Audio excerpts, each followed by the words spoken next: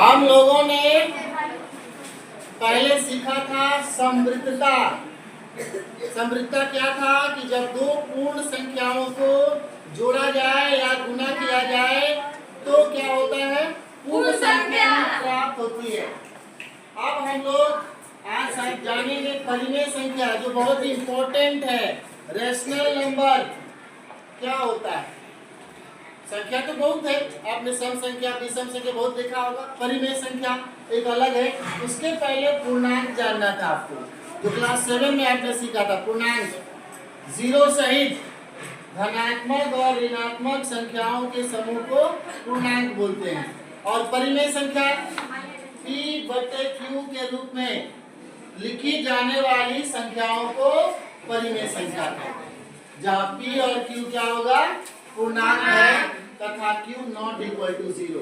नीचे 0 नहीं होना चाहिए, अंश बटा हर के रूप में रहेगा, लेकिन हर को 0 नहीं होना चाहिए। जैसे अभी हम यहाँ लिखे हुए हैं 4/0 परिमेय नहीं है, 5/0 परिमेय नहीं है, अपरिभाषित संख्या है, नॉट डिफाइंड। इसका कोई मान होता ही नहीं है, कोई इस दुनिया में संख्या होगा ही नहीं, इसलिए नॉट इक्वल टू 0 होना चाहिए।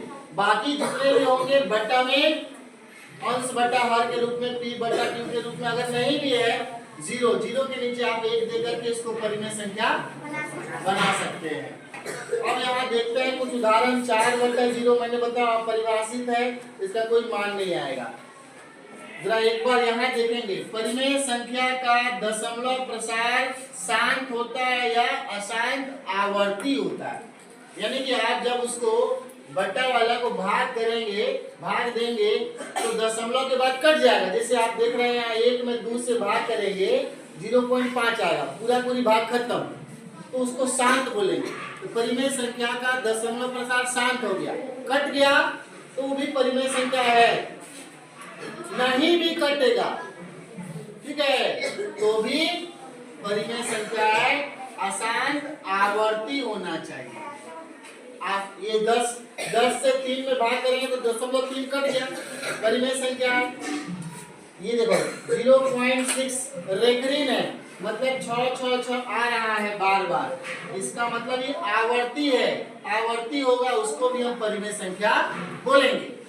लेकिन अगर आवर्ती नहीं है, 1 2 3 4 ये बार बार संख्याएं बदल रही हैं, असीमित हो गया है, असीमित है, इसलिए परिमेय नहीं है। ऐसे परिमेय का मतलब परिमित, सीमित संख्या, दशमलव के बाद सीमित संख्या होगा तो परिमेय है।